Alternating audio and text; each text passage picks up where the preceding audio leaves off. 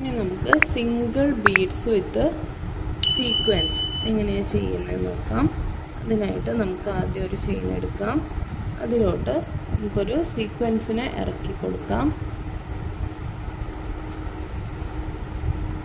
ഇങ്ങനെ ഇറക്കി കൊടുക്കാം. എന്നിട്ട് നമ്മളൊരു ബീഡിനെ കൂടെ ഇറക്കി കൊടുക്കുന്നുണ്ട്. നമ്മൾ ആ ബീഡിനെ നീക്കിയിട്ട് കണ്ടോ, ആ ബീഡിനെ നീക്കിയിട്ട് സീക്വൻസിൻ്റെ ഹോളിലൂടെ ഒരു ചെയിനൂടെ എടുക്കാം.